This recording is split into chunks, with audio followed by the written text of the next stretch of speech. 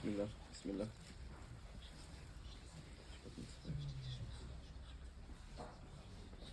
Mabrouk, Mabrouk, tu peux regarder comme ça. Voilà. Bismillah.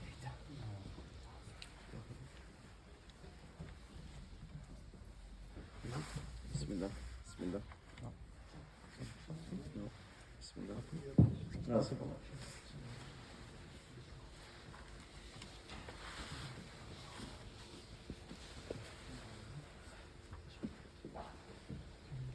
بسم الله الرحمن الرحيم إن الحمد لله نحمده ونستعينه ونستغفره ونعوذ بالله من شرور أنفسنا ومن سيئات أعمالنا من يهده الله فلا مضل له ومن يضلل فلا هادي له وأشهد أن لا إله إلا الله وحده لا شريك له وأشهد أن محمدًا عبده ورسوله يا أيها الذين آمنوا اتقوا الله حق تقاته ولا تموتن إلا وأنتم مسلمون يا أيها الناس اتقوا ربكم الذي خلقكم من نفس واحدة وخلق منها زوجها وبث منهما رجالا كثيرا ونساء واتقوا الله الذي تساءلون به والأرحام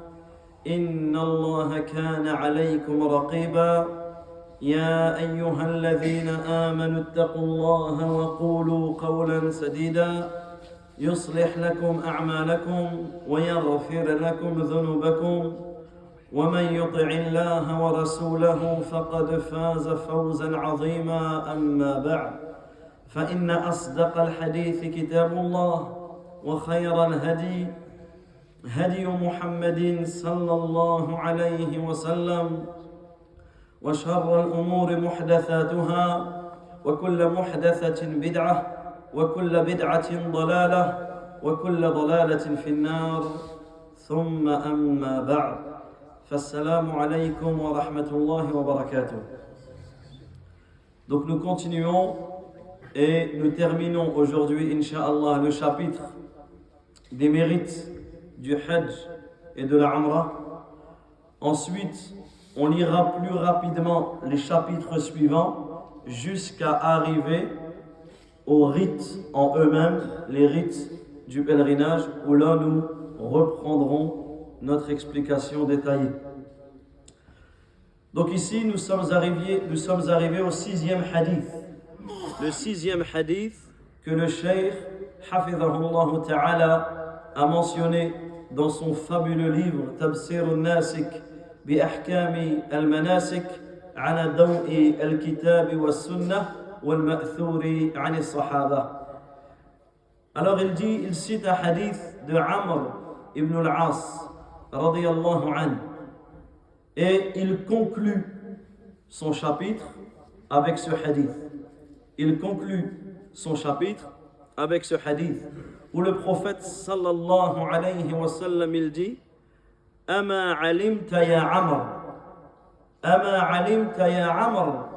anna al-islam yahdimu ma kana qablah wa anna al-hijra tahdimu ma kana qablaha wa anna al-hajja yahdimu ma kana qablahu.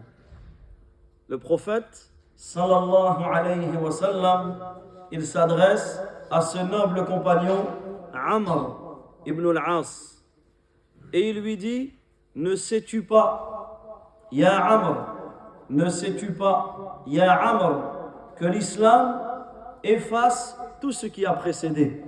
Ne sais-tu pas que l'islam efface tout ce que tu as précédé, tout ce qui l'a précédé, et que la hijra, l'émigration, efface ce qui l'a précédé. La pile, c'est bon. Si tu veux, change la pile. Je pense pas.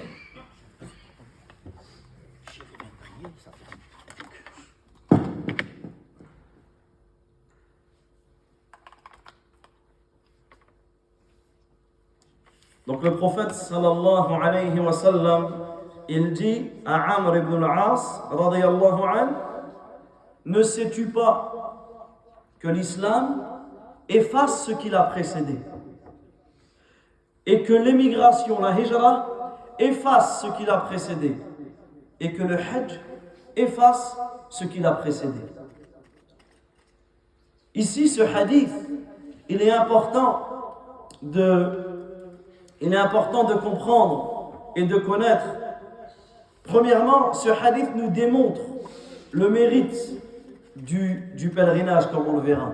Mais avant de rentrer dedans, il est important, tout comme le Coran, lorsque tu apprends une sourate ou que tu lis une sourate, il faut savoir que la sourate, pour certaines sourates et pour beaucoup de sourates ou pour beaucoup de versets, il y a un chapitre que l'on étudie qui s'appelle Asbabun Nuzul, les causes de la révélation. Et lorsque tu étudies une sourate, il est bon d'étudier la cause de sa révélation. La même chose avec les hadiths. Toi, lorsque tu lis le hadith comme ceci, Ama alimta ya Amr, ne sais-tu pas, ô Amr, que l'islam efface ce qui l'a précédé, que la hijra efface ce qui l'a précédé et que le hajj efface ce qui l'a précédé. Mais ce hadith, il a une histoire. L'histoire de la conversion à l'islam de ce noble compagnon. L'histoire de la conversion à l'islam de ce noble compagnon. Et cela fait partie des sujets magnifiques. Le fait d'étudier la conversion à l'islam des compagnons de notre noble prophète, alayhi salatu wa salam, qui sont en réalité les premiers à être entrés en islam. Et lorsque tu étudies la conversion de ces compagnons, tu vas trouver, subhanallah, énormément de leçons. Et à titre d'indication, puisqu'il y aurait énormément de compagnons à citer, mais je vous demande de rechercher l'histoire de la conversion de Salman al-Farisi, radiyallahu anhu. Ce noble compagnon, Salman al-Farisi. L'histoire de sa recherche vers al-haq, sa recherche vers la vérité, sa recherche vers l'islam et l'histoire de sa conversion. Mais ici, nous allons parler de la conversion de ce noble compagnon, Amr ibn al-As. Et là aussi, il y a un message pour nos frères et nos sœurs convertis à l'islam. C'est que lorsque tu entres en islam, une des premières choses que tu vas rechercher, c'est un modèle, c'est un exemple, c'est quelqu'un à suivre, c'est comment faire. Eh bien, sachez que les meilleurs des modèles et des exemples sont dans les prophètes et dans les compagnons des prophètes. Les premiers des convertis à l'islam, ce sont eux. Donc ne cherchez pas de modèles sur Internet, de modèles sur les réseaux, parce que malheureusement très peu de bons modèles sont suivis sur les réseaux. Il y en a, mais très peu sont suivis. Et la plupart qui sont suivis, malheureusement, ce sont des mauvais modèles qui ont une mauvaise influence. Et ici, c'est important de ne pas se laisser tromper, de ne pas se laisser aveugler par la beauté des vidéos, par la beauté du montage, par le petit fond derrière. Non. Le musulman, il ne se laisse pas tromper par cela. On ne se laisse pas tromper par le nombre de vues ou le nombre d'abonnés. Ce n'est pas la majorité en islam qui a la vérité. Et ça, c'est un point qui est important. Et bi'idhnillah, on essaiera de l'aborder, même dans une khutbah jumu'ah, bi'idhnillah, la gravité ou la dangerosité de ce qu'ils appellent aujourd'hui les influenceurs ou les influenceuses. Mais je ne parle pas je parle de ceux qui se prétendent prédicateurs ou prédicatrices, qui pullulent sur les réseaux et qui font un dégât sur notre jeunesse, sur nos enfants, sur nos frères et sur nos sœurs. Donc nos modèles, ce sont les Sahaba radiyallahu anhum, ce sont les compagnons. Alors, Amr ibn al-As radiyallahu anhu, lorsqu'Allah tabaraka wa ta'ala a guidé son cœur, lorsqu'Allah azza wa jalla a guidé son cœur vers l'islam, lorsqu'il a ressenti ce besoin de se convertir à l'islam, il est parti voir le prophète Mohammed sallallahu alayhi wa sallam Et il a été voir le prophète, alayhi salatu wa salam, qu'est-ce qu'il lui a dit? Il lui a dit, donne-moi ta main, que je te prête allégeance. Donne-moi ta main, que je me convertisse à l'islam. Alors le prophète, alayhi salatu wa salam, il a tendu sa main. Et au moment où Amr, il était prêt à serrer la main du prophète, alayhi salatu wa salam, il a retiré sa main. Alors le prophète, alayhi salatu wa salam, étonné, il lui dit, pourquoi tu retires ta main? Alors que c'est toi qui es venu. Le prophète, alayhi salatu wa salam, ne l'a pas forcé. C'est lui qui est venu voir le prophète, alayhi salatu wa salam, en lui disant, donne-moi ta main, je te prête allégeance, donne-moi ta main, je me convertis à l'islam. Et au moment où il a donné sa main, il s'est rétracté, il a retiré sa main. Alors le prophète, sallallahu alayhi wa sallam, de lui demander, qu'est-ce qui se passe? Écoutez, subhanallah al-azim, écoutez ce qu'il a dit Amr ibn al-As radiyallahu anhu. Il a dit, Uridu an ashtarit. Je veux mettre une condition. À ma conversion, je veux mettre une condition. Alors le prophète sallallahu alayhi wa sallam lui a dit, wa madha tashtarit? Quelle condition veux-tu mettre? Écoutez la condition de cette personne qui n'est pas encore convertie à l'islam, qui est sur le point de se convertir à l'islam. Écoutez ce qu'il dit. Ashtarit an yughfara li. Je mets comme condition que l'on me pardonne les péchés que j'ai commis. Je mets comme condition qu'Allah tabaraka wa ta'ala pardonne mon passé. Regarde cet homme. Regarde cet iman, cette foi. Il ne veut pas entrer en islam sans que son passé ne soit pas effacé. Regardez l'importance du tawbah, l'importance du repentir, l'importance du regret, na'am. Regrettons, ne soyons pas fiers de notre passé. Et des fois, c'est une des ruses de Shaitan, un des pièges de Shaitan, c'est que des fois tu es fier de ce que tu as fait. Même des années après, des fois c'est un sentiment qui revient des années après. Et tu es fier. Tu vas raconter en rigolant. Et tu vas même des fois le dire, divulguer certains péchés que tu as fait à tes propres enfants, avec une certaine fierté. Non, c'est pas ça le regret. Écoutez ce qu'il dit Amr, il dit Ashtarit an yughfara li. Je mets comme condition qu'on me pardonne. Alors, à ce moment-là, c'est là que le prophète sallallahu alayhi wa sallam, il lui a enseigné ces trois choses. Il lui a dit, Ya Amr, ama alimt anna al-islam yahdimu man kana qablahu. Ne sais-tu pas que l'islam yahdimu ma kana qablahu, efface, que l'islam détruit tout ce qui s'est passé. T'imagines? Tu te convertis à l'islam,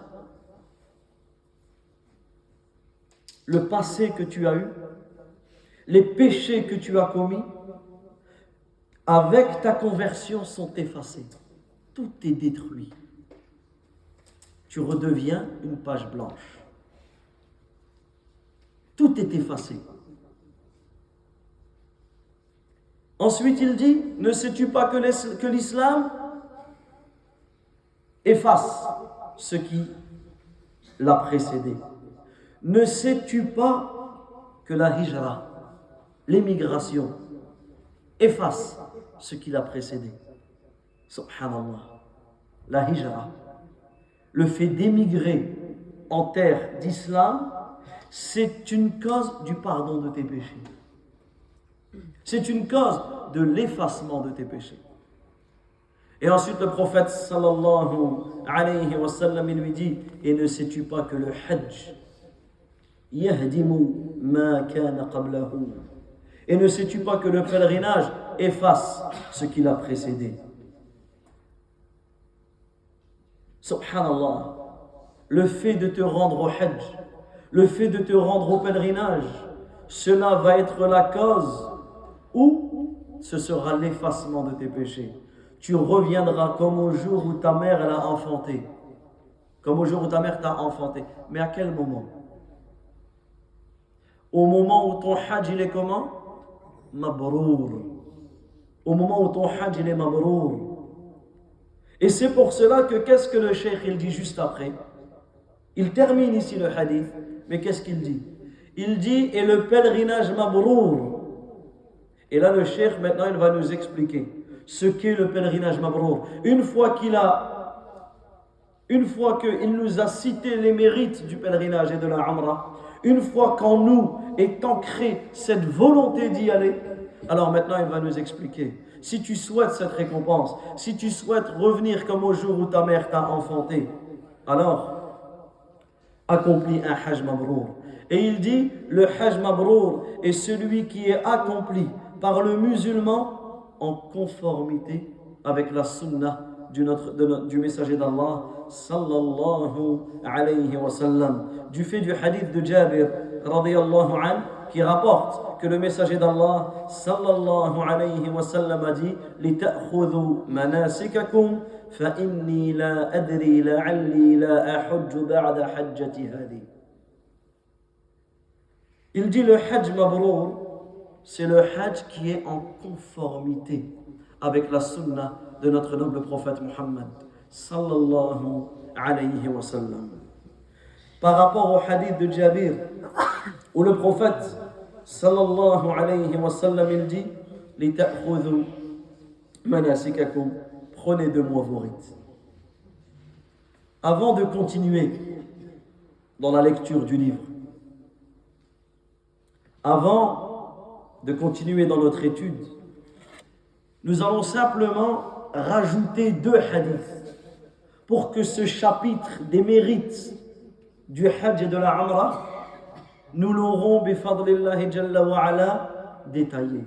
Bien sûr, on peut plus le détailler, mais on aura fait 2 voire 3 conférences sur ce sujet, parce qu'en réalité, c'est un des plus beaux sujets. Le premier hadith, le prophète sallallahu alayhi wa sallam, il dit Wafdullahi thalathatun. Les invités d'Allah sont de 3. La délégation d'Allah sont de 3. 3 catégories de personnes. 3 catégories de personnes qui font partie des invités d'Allah, de la délégation d'Allah, de ceux qu'Allah Azza wa Jalla a choisis. Il les a invités et ils ont répondu. Il dit Al-Ghazi wal-Hajj wal-Mu'tamir. Celui qui lutte dans le sentier d'Allah, celui qui accomplit le Hajj et celui qui accomplit la Umrah. Et dans un autre hadith, donc le premier hadith authentique rapporté par Abu Huraira, et on le trouve dans Sunan al-Nasa'i. Le deuxième hadith authentique, hadith d'Ibn Umar radiyallahu anhuma, rapporté par Ibn Majah, où le prophète sallallahu alayhi wa sallam il dit Al-Hajj wal-Ummar. Les pèlerins, ceux qui accomplissent le Hajj et ceux qui accomplissent la Umrah, Wafdullah, sont les invités d'Allah, sont la délégation d'Allah, sont ceux qu'Allah Azza wa Jalla a choisis. Da'ahum fa'ajabu. Allah les a appelés et ils ont répondu. Wa sa'alou, ils ont demandé. Fa'a'tahum, et Allah Azza wa Jalla leur a donné. Arrêtons-nous sur ces hadiths et que chaque pèlerin, durant l'entièreté de son voyage, prenne conscience qu'il est l'invité d'Allah tabaraka wa ta'ala. Prenne conscience qu'Allah tabaraka wa ta'ala le considère comme faisant partie du wafd, yani le wufud, les délégations. Ceux que tu choisis, ceux que tu invites, c'est une délégation. Mais là, ce n'est pas n'importe quelle délégation. Wafdullah, la délégation d'Allah. Regarde, Regarde comment Allah, tabaraka wa ta'ala, regarde l'honneur qu'Allah Azza wa Jal fait. Regarde l'importance, regarde la valeur auprès d'Allah, tabaraka wa ta'ala, de ces pèlerins. C'est pour cela qu'en réalité, on se doit, même si nous on ne fait pas le pèlerinage, on se doit d'être au service du pèlerin. On se doit d'être au service du pèlerin. Pourquoi? Parce qu'il est wafdullah, la délégation d'Allah Azza wa Jal. Et ici, on en profite pour passer un message à ceux qui accompagnent les groupes, al-murshidoun, les guides qui accompagnent les groupes, qui ont cet honneur. Ils ont une amana entre leurs mains. C'est une amana qu'ils ont entre leurs mains. C'est pas quelque chose que l'on doit prendre à la légère. C'est pas quelque chose. Non, subhanallah, Allah Azza wa Jal, il t'a choisi pour être la cause que leur pèlerinage ou que leur hajj ou leur umrah se passe de la meilleure manière. Alors remercie Allah pour ce bienfait. Remercie Allah Azza wa Jal pour ce bienfait. Et ne prends pas ça à la légère. Et ne te laisse pas avoir par le regard des gens, par l'ostentation, par la réputation, par ce que les gens vont dire de toi, par ce que les gens vont te regarder. Ne te laisse pas avoir par les compliments et ne te laisse pas avoir par les critiques. Parce qu'en réalité, tu es dans un grand khayr, mais tu as une grande amana entre tes mains. Ce n'est pas simplement quelque chose que l'on doit prendre à la légère, non. Et ce hadith, tout le monde doit l'avoir à l'esprit lorsque tu es prêt à mal parler avec quelqu'un. N'oublie pas que si toi tu es un invité, ben la personne qui est en face de toi, elle aussi c'est un invité. Donc crains Allah Azza wa Jal dans le comportement que tu as envers les hujjaj, envers les pèlerins. Donc le pèlerin il doit avoir cela à l'esprit. Subhanallah, quel honneur Allah Azza wa Jal a donné. Il a annexé la délégation à lui-même, subhanahu wa ta'ala. Et lorsqu'Allah Azza wa Jal annexe quelque chose à son nom, cela nous prouve l'importance, la valeur, le mérite de cette chose. Lorsqu'Allah Azza wa Jal mentionne que les maisons sont buyutullah, que les mosquées sont buyutullah, les maisons d'Allah. Regardez la valeur qu'Allah tabaraka wa ta'ala fait à la mosquée, à la maison d'Allah Azza wa Jal. Et ça c'est un rappel pour chacun d'entre nous. Lorsque tu entres dans la mosquée, tu n'entres pas chez toi. Lorsque tu entres à la mosquée, tu ne parles pas comme si tu étais chez toi. Tu es dans la maison d'Allah tabaraka wa ta'ala. Certains malheureusement ils pensent que la mosquée c'est tout leur est dû. C'est un droit qu'ils ont. Ils viennent et ils se comportent comme si qu'ils étaient. Subhanallah, ces mêmes personnes. Ces mêmes personnes. Tu les invites chez toi, ils ne vont pas se comporter comme ils sont à la mosquée. Ils vont venir, ils vont respecter, ils vont parler silencieusement, Mais là, la mosquée, c'est comme si il avait tous les droits. Non, au contraire. Tu es dans la maison d'Allah, tabaraka wa ta'ala. Tu n'es pas dans la maison d'un tel ou dans la maison d'un tel. Tu n'es pas dans la maison de tel ou de tel. Non, tu es dans la maison d'Allah Azza wa Jal. Donc peu importe où tu te trouves, respecte la maison d'Allah tabaraka wa ta'ala. Lorsqu'Allah Azza wa Jal appelle le Coran comme étant Kitabullah, le livre d'Allah. Regardez l'honneur qui est fait au Coran.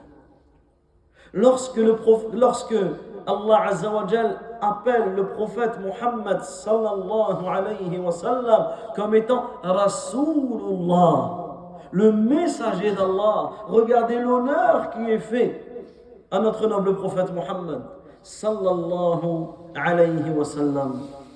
Et lorsque le prophète alayhi salatu wa sallam mentionne que les pèlerins sont wafdullah, la délégation d'Allah, regardez l'honneur qui est fait à ces pèlerins.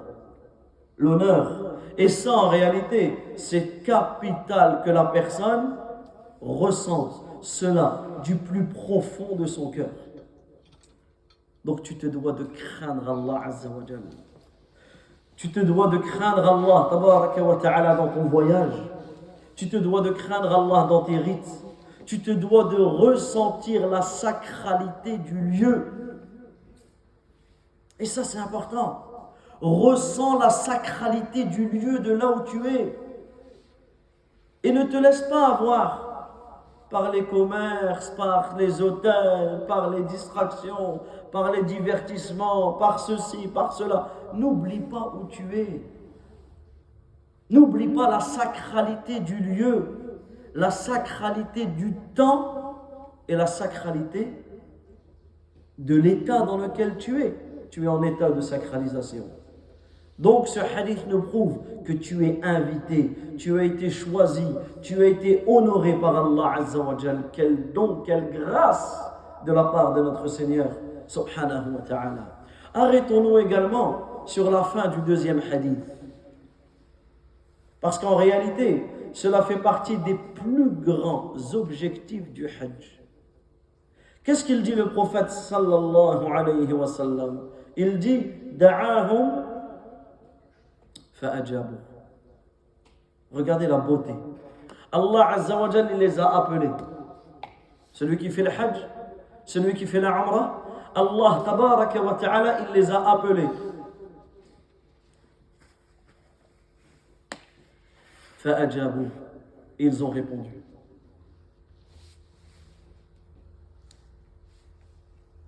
Allah Tabaraka wa Ta'ala, il t'appelle et tu réponds à l'appel d'Allah Tabaraka wa Ta'ala. Quelle est la récompense d'avoir répondu à l'appel d'Allah? Fasa'alu. Tu vas faire des du'as. Tu vas invoquer Allah. Fa'a'atahum. Il va te donner. La récompense d'avoir répondu à l'appel d'Allah, c'est qu'Allah Azza wa Jal te donnera des invocations exaucées. Et cela veut dire que le Hajj, le pèlerinage, est une grande cause de l'exaucement des invocations. Surtout à 6 moments. Retiens que durant ton Hajj, il y a 6 moments où les invocations ne sont pas rejetées. Le moyen mnémotechnique pour les retenir, ce sont les 6 moments où le prophète sallallahu alayhi wa sallam a levé ses mains. Les 6 moments.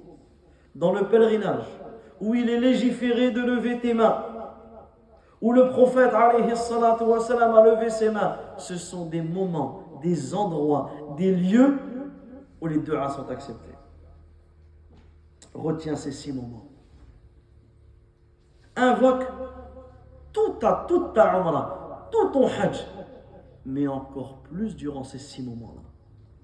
Le premier moment, le plus haut moment, le jour le plus important, c'est Arafah.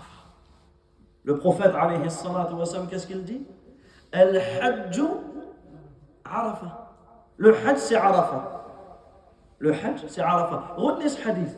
Regardez, on va ensemble aujourd'hui apprendre un hadith du prophète sallallahu alayhi wa sallam. Ce hadith, en réalité, vous le connaissez sans le savoir. Ce hadith, il fait 2 mots. Et ces 2 mots, vous le connaissez. Le premier mot, c'est quoi? Al-Hajj. On connaît tous le mot Al-Hajj.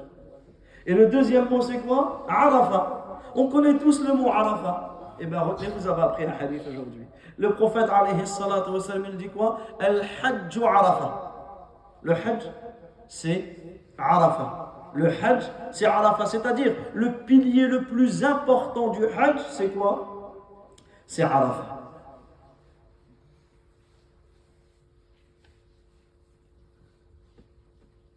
Et subhanallah, à Arafah, c'est un moment tellement d'invocation que le prophète, alayhi salatu wa sallam, lorsqu'il était sur sa chamelle, pas la laisse, mais je ne sais pas comment on dit, la chose avec laquelle il tenait, il est tombé. Tellement il a invoqué, il l'a ramassé à une main et il continuait, il gardait son autre main et il continuait à invoquer.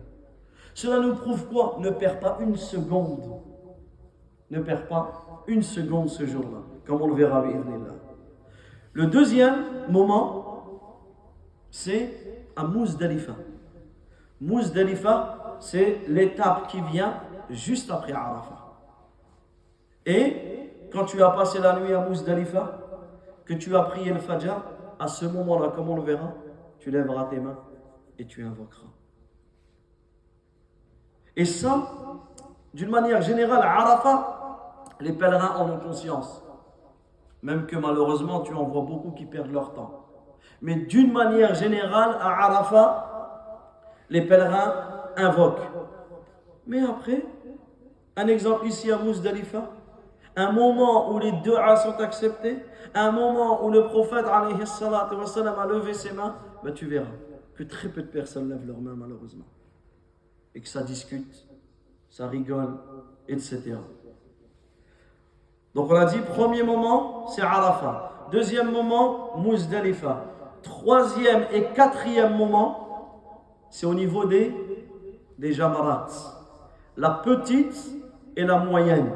Ce que tu vas faire dans les derniers jours du Hajj, Ayyam Tashriq. Comme on le verra, Inch'Allah, tu vas lapider la petite stèle et ensuite tu vas, comme le prophète, alayhi salatu wa salam, il a invoqué longuement. Très longues invocations. Ensuite, il a lapidé la stèle du milieu et il a invoqué de très longues invocations. Donc, on a dit Arafat, on a dit Muzdalifa, on a dit Jamarat al-Sughra wa Jamarat al-Kubra. D'accord? Donc, la petite stèle et la grande stèle. La petite stèle et la moyenne stèle. Jamarat al-Sughra. Jamarat al-Wusta, je dis le Kubra, al-Wusta. Donc la petite stèle et la moyenne stèle, parce qu'à la grande stèle, il n'y a pas d'invocation. Cinquième et sixième, à votre avis, où on lève nos mains durant les rites du pèlerinage, comme durant les rites de l'Umrah? Safa Marwa. À Safa, quand tu arrives à Safa, tu te mets en direction de la Qibla. La sunna de regarder la Kaaba et de faire des du'as. Et à Marwa, pareil. Et ici, on le voit, même pour ceux qui font la Umrah, certains même, ils ne savent même plus quoi dire. Ils sont là, alors que tu es dans un moment à Safa et à Marwa, profite, invoque, parce que cela fait partie des 6 endroits où les invocations sont acceptées. Mais certains ne font même pas ces du'a-là. Comme on le verra, ce n'est pas obligatoire. Mais si tu ne vas pas regarder ce qui est obligatoire, tu vas regarder ce qui est recommandé, ce que je peux faire. Et malheureusement, certains, Wallahu al-musta'an. Donc ici, c'est important de connaître ces moments-là.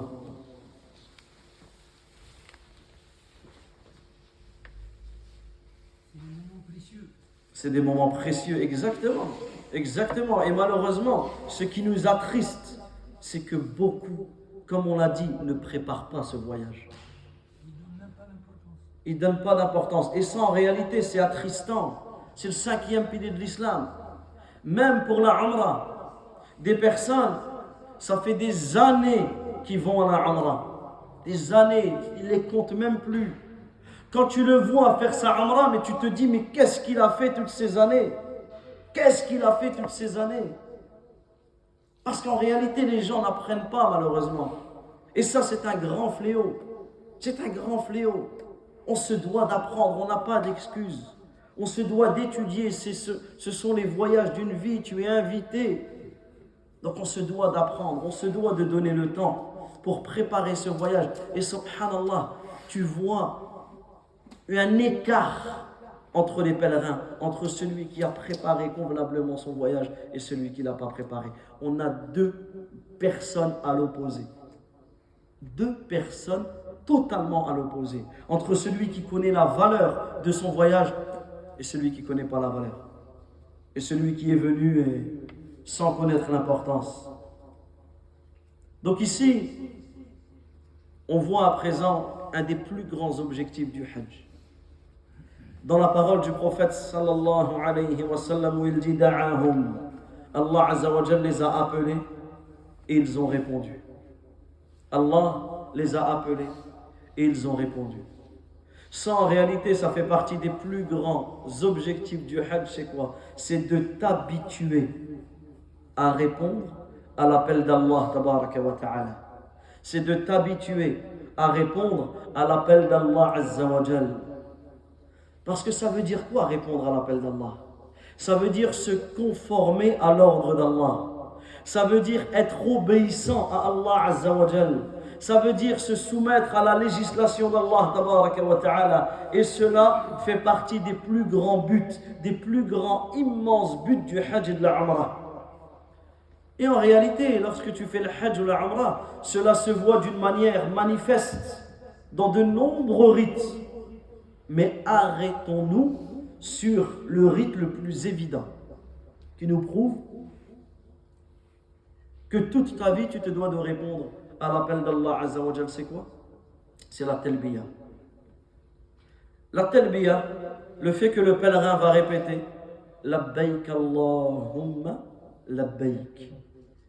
Labbaik la sharika laka labbaik.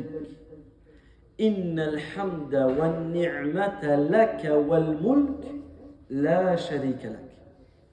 Premièrement, il est capital que chaque pèlerin l'apprenne par cœur. Celui qui a des difficultés, qui n'arrive pas, il pourra la lire. Mais essaye de l'apprendre. Deuxièmement, apprends-la convenablement. Des fois, subhanallah, tu entends des choses qui ne sont pas la talbiya que la personne récite. Donc là, ça c'est un problème. Pourquoi? Parce que ça fait partie de la préparation de ton voyage. Et là, je lance un appel à tout le monde. Toute personne qui souhaite se faire corriger sa talbiya, qu'il m'envoie un message vocal. Ça coûte rien. Tu prends ton téléphone, tu mets le WhatsApp, tu enregistres ta talbiya et tu me l'envoies. Et par la permission d'Allah Azza wa Jal, je prendrai le temps qu'il faut pour essayer de te corriger si c'est dans mes capacités. Que tu le fasses à moi ou que tu le fasses à n'importe quelle personne qui peut te corriger. Mais fais-le. Corrige-toi. Tu vas dire ça à quelqu'un, va te dire, mais non, mais moi j'ai l'habitude d'y aller. Ben, prends l'exemple avec la Fatiha. Des personnes qui prient depuis 30 ou 40 ou 50 ans, qui ne savent même pas réciter la Fatiha. Ça, c'est une ruse de shaitan. Qu'est-ce qui t'empêche de venir voir l'imam à la fin de la prière? Subhanallah, l'imam, c'est un honneur que tu vas lui faire. Il va venir, barakallahu fik, est-ce que vous pouvez me corriger le Fatiha? Il se met dans un coin, il te récite. Ou vraiment, il va te dire, reviens tout à l'heure. Prends le temps. Avec l'imam, avec un professeur, avec toute personne qui peut t'enseigner. La Fatiha, Fatihatul Kitab. La salata liman lam yaqra bi Fatihatul Kitab. Aucune prière valide pour celui qui ne récite pas la Fatiha. Ça fait partie des haqq, des droits de la Fatiha sur nous. C'est qu'on la récite convenablement. Il ne faut pas croire que quand tu la récites tout seul, et quand tu récites tout seul à voix basse, tu as l'impression que tu es Shuraim ou Soudaïs. Hein? Non. Va devant quelqu'un et qui te corrige. Et on ne doit pas avoir honte. Comment tu as honte pour ton dîn? Tu ne peux pas avoir honte. Assis-toi devant quelqu'un ou, comme j'ai dit, enregistre un audio et envoie-le. En quelques secondes, tu as récité ta Fatiha. En quelques secondes, tu as récité ta talbiya. Et la personne, bi'idnillah, elle va te corriger. Et ensuite, ça ne suffit pas. Parce que la talbiya, tu la répètes combien de fois? Des dizaines, des centaines, des milliers de fois.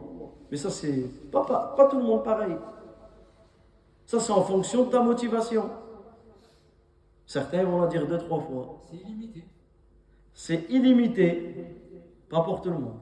C'est en fonction de la motivation de la personne. Exactement. Normalement, c'est illimité. Mais normalement, bismillah. Comme Sahaba, radiyallahu anhum, lorsqu'ils arrivaient à Mecca, ils n'avaient plus de voix. Pourquoi? Tellement ils répétaient la talbiya. Nous, notre voile est... Hein? Illa ma rahim Allah. Certains, Allahumma barik, moi j'ai assisté à certaines personnes, la talbiya du miqat, jusqu'à l'entrée de Mecca, ou même jusqu'au début du tawaf, selon la vie des savants. Certains qu'Allah Azza wa Jalla les récompense, ils ont compris. Ils ont compris la valeur de cette talbiya. Donc tu vas la répéter des dizaines, des centaines, voire des milliers de fois. Mais en réalité, est-ce que cette parole que tu dis, c'est une parole qui n'a pas de sens? Est-ce que ces paroles que tu dis, c'est simplement une parole que tu récites et qui n'a pas de sens? Non. Pourquoi Allah tabaraka wa ta'ala te légifère de la répéter autant? C'est parce que son sens doit être ancré dans ton cœur.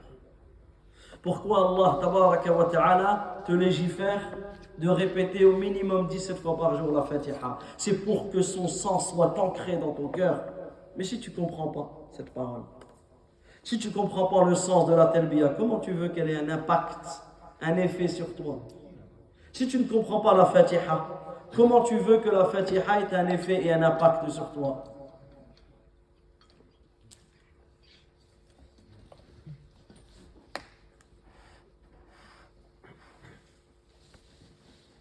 Donc la talbiya, et bi'idhnillah, on aura l'occasion d'expliquer ses sens, Inch'Allah. Mais la talbiya, c'est le fait de dire labbaik Allahumma labbaik. Je réponds à ton appel, ô Allah, je réponds à ton appel. Labbaik la sharika laka labbaik. Je réponds à ton appel, tu n'as pas d'associé, je réponds à ton appel. Innal hamda wan ni'mata laka wal mulk. Et si on ne dit pas Innal hamda, et on s'arrête, comme on l'entend souvent. Innal hamda wan ni'mata. Non. Si tu t'arrêtes, Innal hamd wan ni'ma laka wal mulk. Et si tu continues, Innal hamda wan ni'mata laka wal mulk. Mais il n'y a pas de prolongation. Innal hamda, c'est une erreur. Wan ni'mata, c'est une erreur. Donc c'est pour cela l'importance de se faire corriger. Donc innal hamda wan ni'mata laka wal mulk. Certes, les bienfaits ainsi que les louanges t'appartiennent, de même que pour la royauté, la sharika lak. Et tu n'as pas d'associé. Dans la talbiya, à combien de fois dans la talbiya tu dis labbaik? Labbaik Allahumma labbaik. Labbaik la sharika laka labbaik. 4 marrat. 4 fois. 4 fois multiplié par le nombre de fois que tu vas la répéter. Donc ici on voit que ce mot, il est d'une importance capitale. Labbaik. Je réponds à ton appel. Je réponds à ton appel. Et ça, c'est une forme de réponse et c'est une forme de soumission. Et là, tu te dois de prendre conscience de ce bienfait. Labbaik, tu réponds à l'appel d'Allah Azza wa Jal. Ça veut dire quoi, labbaik? Ça veut dire, je suis en train, ya Allah, de répondre à ton appel en me conformant à ce que tu m'ordonnes de faire et en me soumettant à ta législation. C'est ça, labbaik. Lorsque tu dis labbaik Allahumma labbaik, c'est-à-dire que tu dis, ya Allah, je suis en train de répondre à ton appel en me conformant à ce que tu m'ordonnes de faire et en me soumettant à ta législation. Donc comment une personne peut dire labbaik Allahumma labbaik et regarder le haram en même temps? Comment la personne peut dire labbaik Allahumma labbaik et faire le haram en même temps? Ça n'a pas de sens. Labbaik, je réponds à ton appel. C'est comme si que tu dis, ya Allah, tu m'as invité pour ce pèlerinage. Labbaik, je réponds à ton appel. Tu m'as invité vers ta maison sacrée. Alors j'ai dit labbaik, je réponds à ton appel. Naam, parce qu'en réalité, le hajj et la umrah, c'est une invitation, c'est un appel de la part d'Allah Azza wa Jal. Comme Allah tabaraka wa ta'ala il dit, exactement, wafdullah. Wafdullah, c'est ça. Allah Azza wa Jal, il dit wa'adhin, et appelle. Fin nasi bil hajj, et fait annonce aux gens pour le pèlerinage. Ya'tuka rijala wa ala kulli damir ya'tina min kulli fajjin amiq. Et fait annonce aux gens pour le pèlerinage. Ils viendront vers toi à pied et aussi sur toute monture, venant de tout chemin éloigné. Allah tabaraka wa ta'ala, il a appelé les gens de la foi. Allah Azza wa Jal, il a appelé les gens de foi. Quelle fut leur réponse à ces gens de l'iman? Labbaik. Donc retenez, quand tu dis labbaik, c'est comme si que tu disais je suis en train de répondre, ya Allah, je suis en train de te répondre en me conformant à ce que tu m'ordonnes et en me soumettant à ce sur quoi tu nous as appelés. C'est ça labbaik. Et le fait de répéter labbaik, cela également nous indique que c'est une réponse répétitive. Ça veut dire que c'est une soumission continue. C'est-à-dire que tu prends l'engagement à Allah Azza wa Jal d'être soumis constamment. C'est ça la baïk. Et subhanallah, tu seras interrogé sur la baïk. Tu seras interrogé sur cette parole. Est-ce que réellement tu as répondu à l'appel d'Allah Azza wa Jal? Est-ce que réellement tu as répondu à l'appel d'Allah Tabaraka wa Ta'ala? Et en plus de répéter. Donc, vous voyez l'essence fort à retenir. Premièrement, le sens de cette talbiya. Deuxièmement, le fait de la répéter. Répéter. Ça indique quoi? Ça doit être ancré dans ton cœur. Troisièmement, qu'est-ce que tu ajoutes à cela? Elle se dit comment la talbiya? À voix haute. C'est pas pour rien. Pourquoi cette talbiya, elle se dit à voix haute? Et au plus pour l'homme, la femme, elle le dit de manière à ce qu'elle s'entend. Mais pour l'homme, au plus où tu la répètes, au plus où tu élèves la voix, au plus où tu es récompensé. Écoutez ce qu'il dit le prophète sallallahu alayhi wa sallam. Il dit Atani Jibril. L'ange Jibril alayhi salam est venu me voir. Fa'amarani an amura ashabi an yarfa'u aswatahum bit-talbiya. L'ange Jibril alayhi salam est venu me voir et il m'a d'ordonner à mes compagnons d'élever la voix pour la talbiya. Regarde, subhanallah.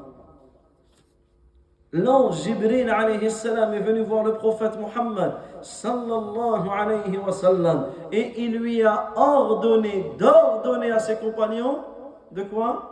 D'élever la voix pour la talbiya.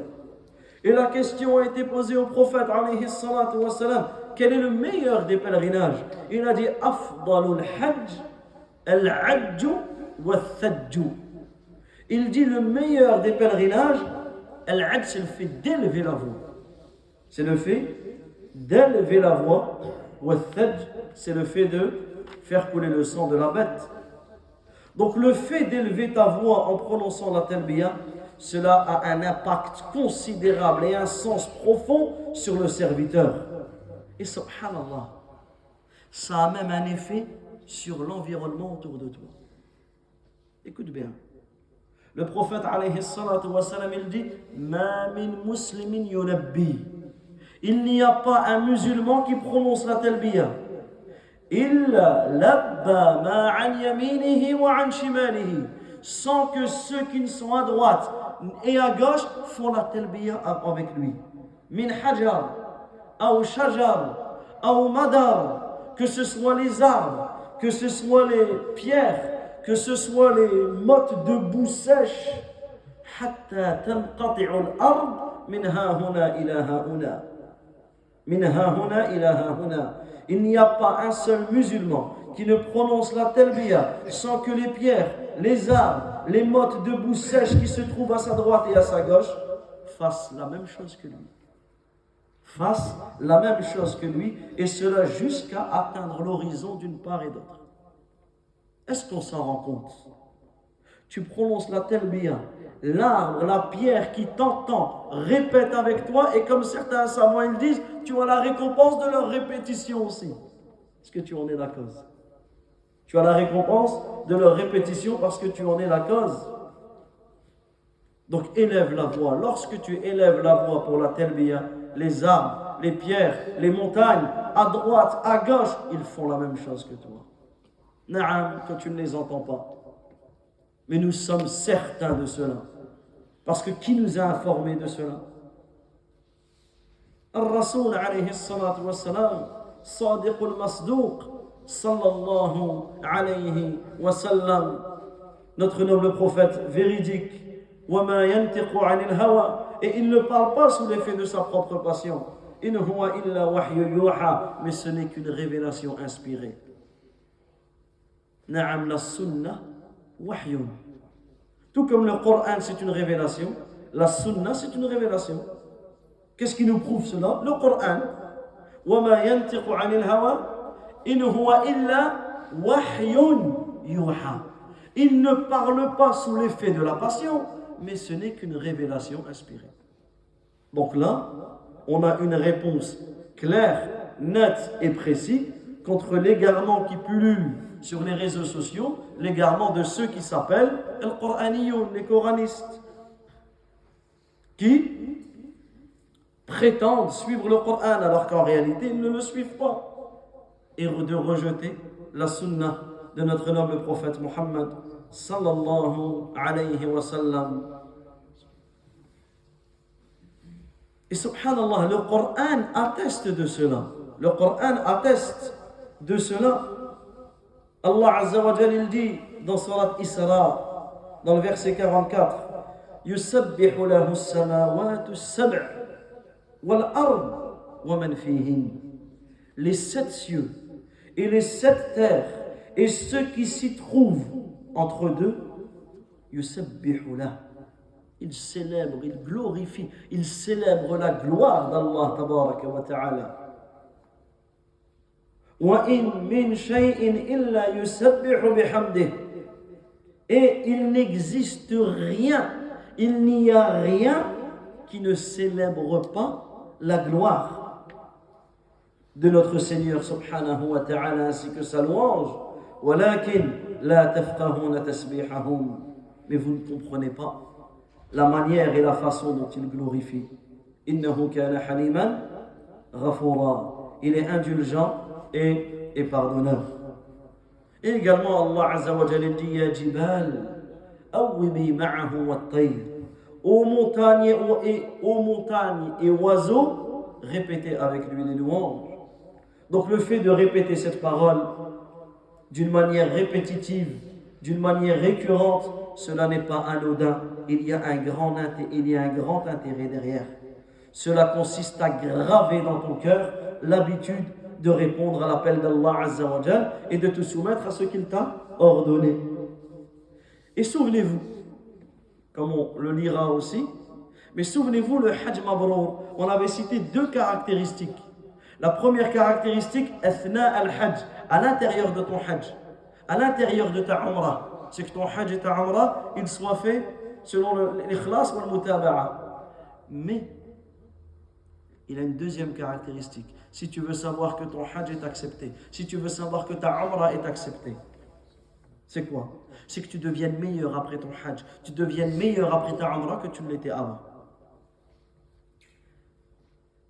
Un des moyens qui prouve que tu deviens meilleur, c'est la baïk.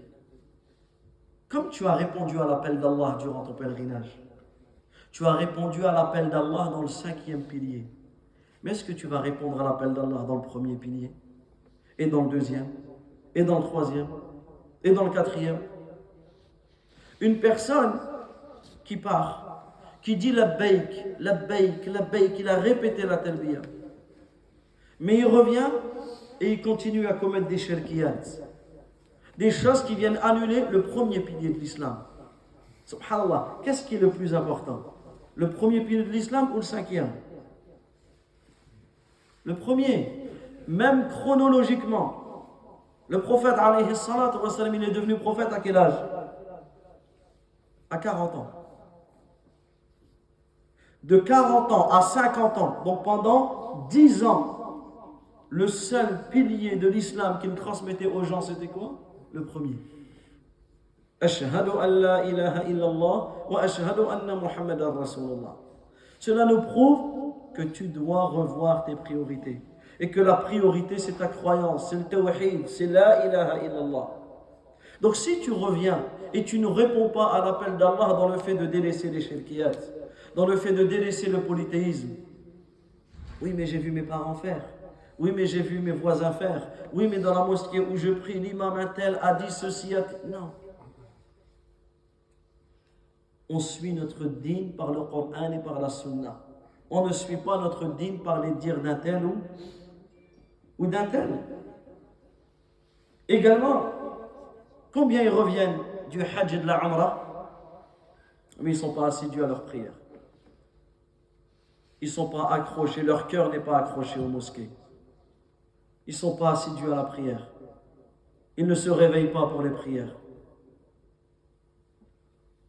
Est-ce que ça c'est un signe? Est-ce que ça c'est un bon signe pour toi? Tu as toi qui as dit la baïk, je réponds à ton appel.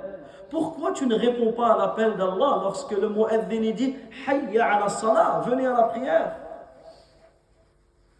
Certains reviennent du Hajj et de la Umrah et ne sortent pas leur zakat alors qu'ils doivent la sortir, alors qu'ils font partie de ceux qui doivent la sortir, alors que la zakat est bien plus importante que le Hajj et que la Umrah. La même chose pour l'ensemble. Donc en réalité, la baïk, ça c'est durant toute notre vie. La baïk, Allahumma la baïk, dans l'obéissance en tes parents. Naam, Allah Azza wa Jal, il t'ordonne d'obéir à tes parents. Allah Tabaraka wa Ta'ala, il t'ordonne d'obéir à tes parents. Il est où la baïk?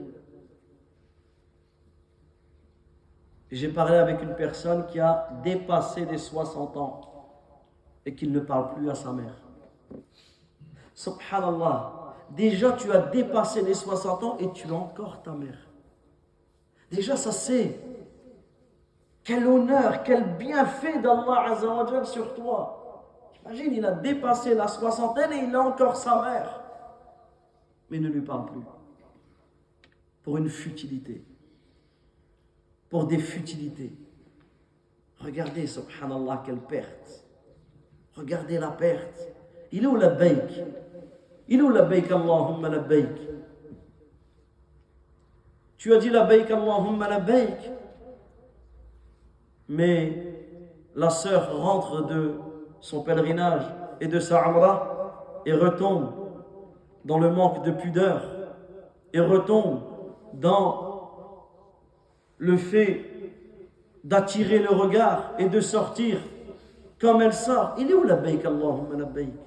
Allah tabaraka wa ta'ala t'a ordonné, toi l'homme, toi la femme, à cette pudeur, au fait de te couvrir, au fait de te vêtir de vêtements légiférés. Il est où la baïk, Allahumma la baïk? Toi qui es touché par la cigarette, par l'alcool, par la drogue, par la chicha, il est où la baïk, Allahumma la baïk? Que tu as dit, tu as répété, et tu rentres et on te retrouve toute la soirée comme ça avec ta chicha. Il est où la baïk, Allahumma la baïk? Il est où la baïk, Allahumma la baïk? Lorsque la personne, lorsqu'Allah Azza wa Jal t'ordonne le bon comportement envers ton épouse. Et la femme, le bon comportement envers son mari. Il est où la baïk, Allahumma la baïk? Donc malheureusement, ce que l'on voit dans la communauté, le manque de respect dans les couples, des insultes dans les couples, des mensonges dans les couples. Subhanallah. Où sont, ne parlons même pas bien avant, où sont l'exemple, ne serait-ce que de nos parents et de nos grands-parents? Regardez la génération de nos parents et de nos grands-parents. C'est une génération qui avait al-kalma, une parole. Vous pensez que nos parents et nos grands-parents, dans leur couple, ça a toujours été? C'était toujours... mais qu'est-ce qu'ils avaient comme valeur? Ils avaient la valeur de faire des concessions. Naam, ils faisaient des concessions parce qu'ils s'étaient engagés. Parce qu'ils connaissaient la valeur de la responsabilité. Il y a quelque temps, j'ai marié quelqu'un, 3 jours après, j'ai appris qu'elle divorçait. Ça peut arriver, mais subhanallah, quand tu sais pourquoi, wallahu musta'an. Regardez là, elle est où la parole? Où est la parole de nos anciens? Avant, les gens, ils étaient prêts à mourir pour une kalma, pour une parole. Leur vie pour une parole qui a sorti, c'est terminé, je ne reviens pas dessus. La valeur qu'ils avaient, où sont? Où sont ceux qui ont cette parole, surtout dans le mariage? La personne, il est là, le jour du mariage, tout gentil, plein de bonnes intentions, et en réalité, ça y est, le mariage est terminé, il se retrouve en famille, c'est tout le contraire de ce qu'il a. Il est où la baik Allahumma la baik? Où tu as répondu à l'appel d'Allah Azza wa Jal? Où est la confiance que ce père qui t'a donné sa fille, tu as trahi sa confiance? Que ce tuteur qui te donne sa fille, tu trahis sa confiance. Et après, c'est facile de se prétendre ceci ou cela, de se prétendre. Non, les prétentions, ça ne marche pas dans l'islam. Wallahi, mes frères, la prétention, ça ne marche pas. Tu peux te prétendre autant que tu veux, mais c'est dans tes œuvres et dans tes actes. Et là, malheureusement, on voit. Et ça, c'est une éducation. C'est pour cela qu'on disait quoi tout à l'heure? C'est que le pèlerinage, il ne faut pas penser, l'imam il fait des cours sur le pèlerinage, mais moi je ne vais pas faire le pèlerinage. Non, le pèlerinage c'est une éducation pour nous tous, pour le pèlerin comme pour celui qui n'est pas pèlerin. Comme pour celui qui n'est pas pèlerin. Regardez le jour de Arafat. Celui qui est au pèlerinage, il est à Arafat. Celui qui n'est pas au pèlerinage, qu'est-ce qu'il fait? Il jeûne parce qu'Allah Azza wa Jalla il associe le pèlerin et le non-pèlerin. Regardez celui qui va sacrifier sa bête.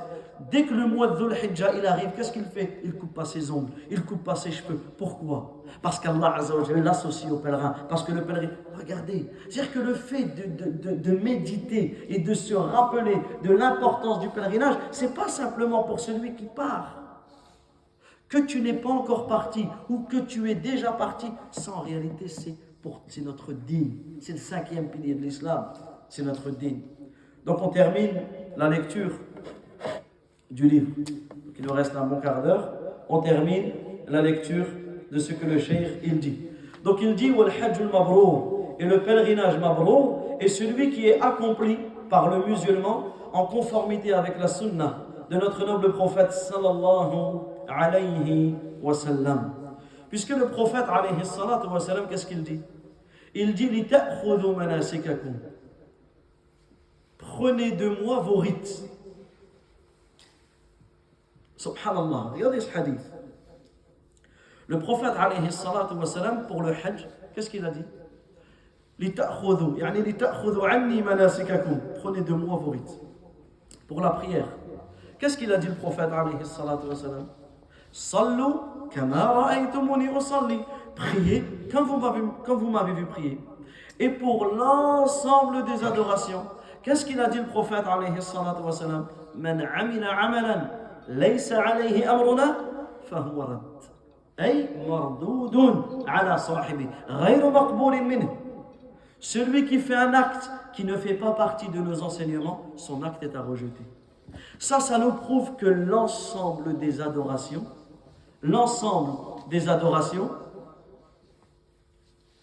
elles doivent être faites en conformité avec la sunna du prophète alayhi salatu wa salam. Ensuite, regardez ce hadith. Regardez la parole du prophète alayhi salatu wa salam où il dit fa inni la adri la'alli la ahujju ba'da hajjati. Il dit prenez de moi vos rites parce qu'il se peut que je ne ferai pas un autre pèlerinage après celui-ci. Et effectivement, le prophète alayhi salatu wa salam, il est mort après ce pèlerinage. Il n'a pas vécu jusqu'au pèlerinage d'après. Et ça veut dire quoi? Vous savez, on l'a déjà dit, comment il s'appelle le pèlerinage du prophète alayhi salatu wa salam? Hajjatul Wada', le pèlerinage d'adieu. Est-ce que vous savez pourquoi il a été appelé comme ceci, le pèlerinage d'adieu? Parce qu'à de nombreuses reprises, durant le pèlerinage du prophète alayhi salatu wa salam, il a donné des exhortations. Quelle exhortation? L'exhortation de celui qui fait ses adieux. Et c'est pour cela qu'il fait partie des plus belles préparations au pèlerinage, que d'étudier les khutab al-wada', les khutab, les exhortations, les prêches que le prophète alayhi salatu wa sallam a donné durant son pèlerinage. Des fois, il a donné des exhortations par rapport au rite, et des fois, il a donné des exhortations d'une manière générale. Et ça, c'est un sujet qui est magnifique. C'est un sujet qui est sublime à étudier pour toute personne qui part ou qui ne part pas. C'est les paroles que le prophète alayhi salatu wa sallam a dit durant son pèlerinage. Donc on a dit le Hajj Mabrour, c'est un Hajj qui est accompli comme le prophète alayhi salatu wa sallam l'a fait. Ensuite, le Cheikh il dit, c'est également le pèlerinage accompli loin des rapports charnels et des perversités et de ce qui est interdit aux pèlerins de faire. Et ça, on l'avait déjà vu par rapport au hadith où le prophète alayhi salatu wa sallam il dit Man hajja lillah, celui qui accomplit le hajj pour Allah, falam yarfuth wa lam yafsuq, sans commettre de rafath. Le rafath, c'est quoi? C'est les rapports et tout ce qui va mener au rapport.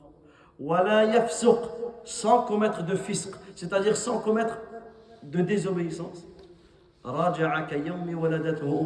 Redeviendra comme au jour où sa mère l'a enfanté. Et souvenez-vous ce que l'on a dit hier, pour gagner la récompense de cela, il faut ne pas commettre de perversité, ne pas commettre d'obscénité. Et on avait même dit, souvenez-vous, on avait terminé dessus, une catégorie de personnes que l'on appelle al-musirru ala-dhanb. Celui qui est continuel dans le péché, c'est qui? C'est celui qui a l'intention de retomber dans le péché. Et bien lui, il est considéré comme étant dans un péché continuel. Et bien lui, il n'obtient pas cette récompense. C'est fort. C'est important de se le rappeler. C'est important de se le rappeler. Donc toi qui fumes, toi qui tombes dans les péchés, arrête totalement avant même d'y aller. N'attends pas de revenir pour arrêter.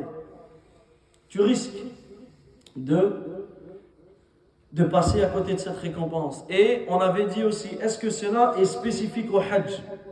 Est-ce que c'est seulement le pèlerinage où tu reviens comme au jour où ta mère t'a enfanté? On avait cité que d'autres versions du hadith où le prophète alayhi salatu sallam disait Man ata hadha al-bayt, celui qui vient à cette maison, walam yarfuth walam yafsuq, sans commettre d'obscénité, sans commettre de péché, de perversité, redeviendra comme au jour où sa mère l'a enfanté. C'est pour cela que certains savants, comme Ibn Hajar al-Asqalani, il dit certains savants ils disent que ce hadith, il englobe le hajj et la umrah. Donc tu vas faire une umrah sans commettre d'obscénité, c'est-à-dire sans, parce qu'en état de sacralisation, tu ne peux pas avoir ces rapports charnels, etc. Donc fais attention à cela durant l'état de sacralisation. Une fois que tu n'es pas en état de sacralisation, comme on le verra, c'est autre chose. Et sans commettre de désobéissance et de péché, il reviendra comme au jour où sa mère l'a enfanté. Ensuite, le cheikh, qu'est-ce qu'il dit? Le signe que le pèlerinage est mabrour. Donc là, il nous a cité la description du pèlerinage mabrour à l'intérieur du... Là, on va lire rapidement parce qu'en réalité, quasiment tout ce qu'il dit, nous on l'avait déjà expliqué. Donc il dit le signe que le pèlerinage est mabrour et que le musulman, après son hajj, passe d'un bon état à un état meilleur et d'un mauvais état à un bon état. Si avant son pèlerinage, il était éprouvé par le fait de tomber dans certaines désobéissances, il est tenu durant son pèlerinage de se repentir, d'un repentir sincère par lequel il abandonne les péchés et regrette ce qu'il avait commis tout en prenant la ferme résolution de ne plus y retourner à l'avenir. Et si le péché relevait d'un des droits des humains, il est alors tenu de le leur restituer s'il s'agissait de biens et qu'il ne lui avait pas pardonné, ou de leur demander de lui pardonner si le mal qu'il leur avait fait était une nuisance en parole ou en acte, sauf s'il sait que leur mise au courant cela conduirait à un mal plus grand, à une séparation ou à une animosité entre eux. Dans ce cas-là, il se contentera de leur demander pardon avec des formules générales, tout en faisant leurs éloges selon la convenance et d'invoquer en leur faveur. Donc ici, on a vu que celui qui souhaite savoir si son hajj ou sa umrah a été acceptée auprès d'Allah Azza wa Jal, c'est qu'il devienne meilleur après son pèlerinage qu'il n'était avant. S'il était bon, il devient plus bon. S'il était mauvais, il devient bon. Mais malheureusement, on avait déjà cité certaines personnes qui sont revenues du pèlerinage encore plus mauvais que ce qu'ils n'étaient avant. Wal'iyadu billah. Ensuite, il a cité donc les conditions du repentir. Donc là, le cheikh a cité 3 conditions. Donc lorsque tu te repens à Allah, la première condition qu'il cite, c'est d'arrêter. Tu te repens d'avoir commis la fornication.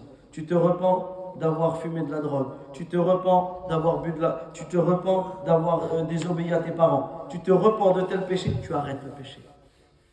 Tu arrêtes le péché que tu as fait. Tout de suite. Deuxièmement, tu regrettes. Troisièmement, tu as la ferme conviction de ne plus y retourner. Ensuite, il cite que si ton péché est en lien avec une personne, tu as volé quelqu'un, tu as commis une injustice à quelqu'un, alors là, tu te dois de réparer. Tu te dois de réparer ton erreur. Tu te dois de réparer ton injustice. Et tu te dois de demander le pardon à la personne. Mais si cela conduirait à un mal plus grand, à une animosité ou une séparation, parce qu'il y a des personnes, c'est comme ça.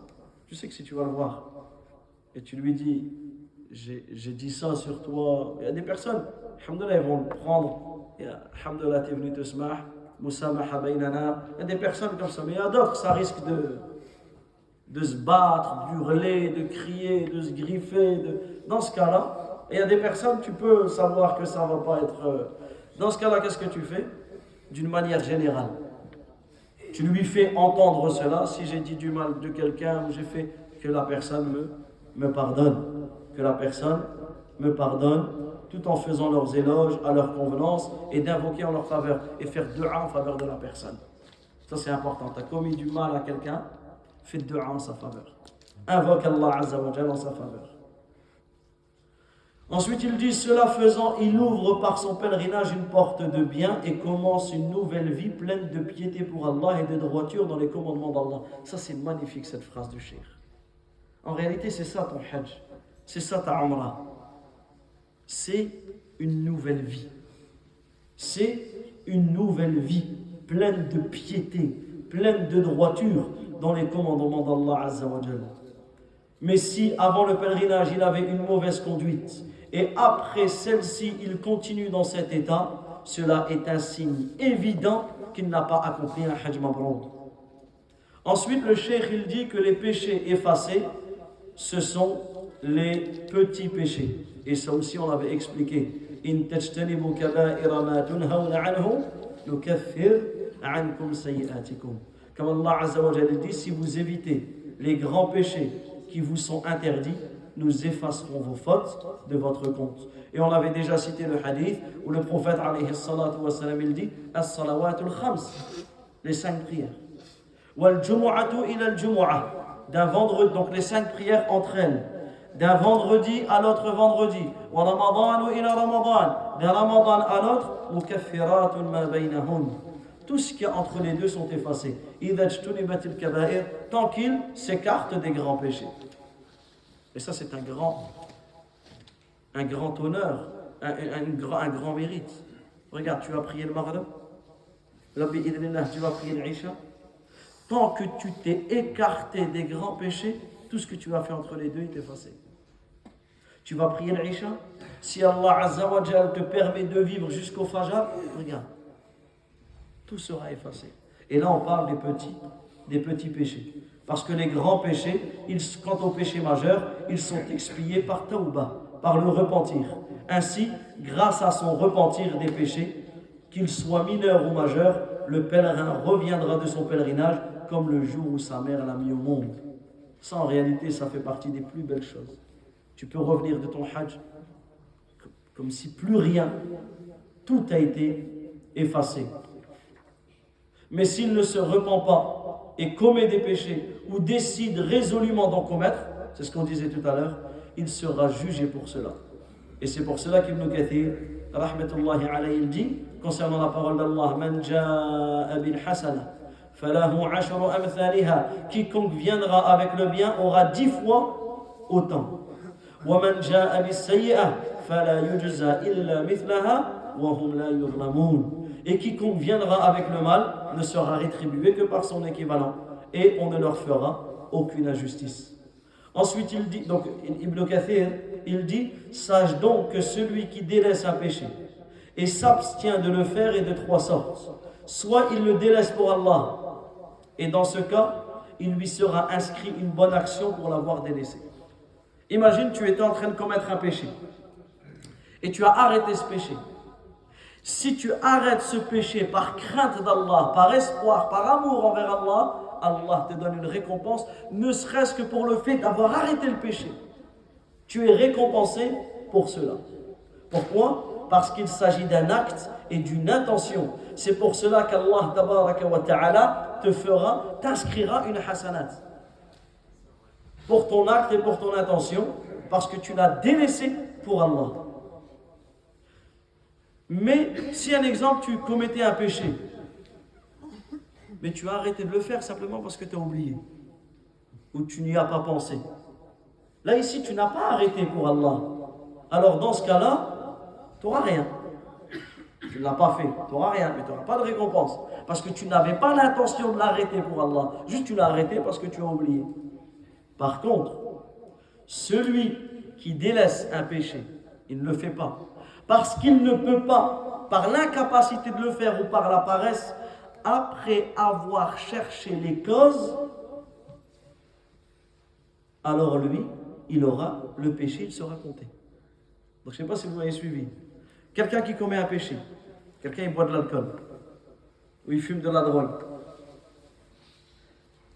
Si il dit, je ne bois pas, je délaisse cela, je ne bois pas. S'il fait ça pour Allah, il se souvient qu'Allah tabaraka wa ta'ala a maudit ces gens-là. Alors, il délaisse cela pour Allah, alors il sera récompensé.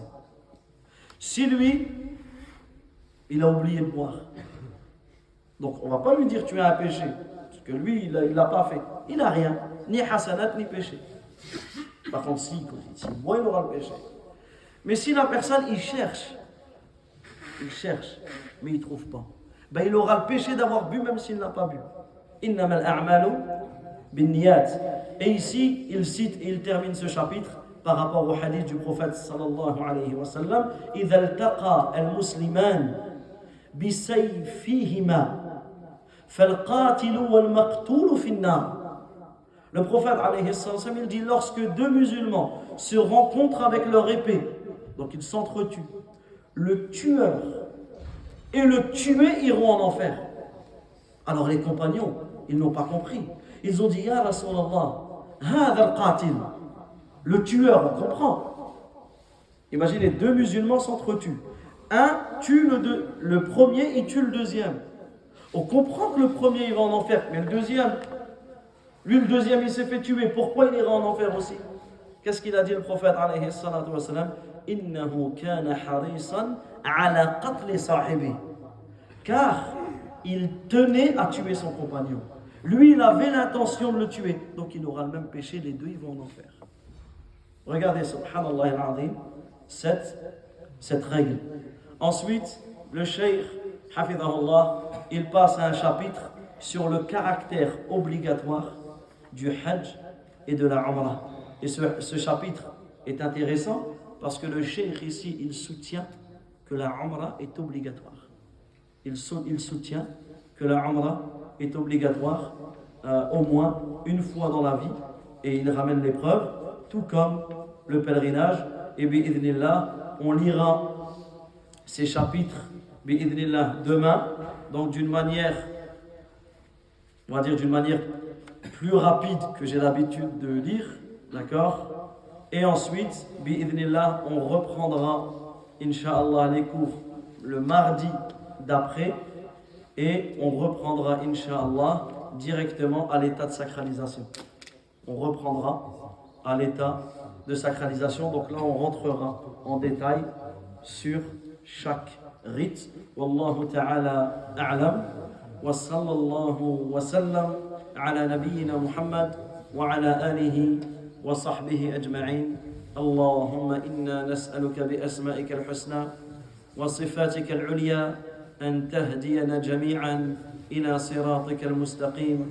اللهم اهدنا واهد بنا. اللهم إنا نسألك الهدى والتقى والعفة والغنى.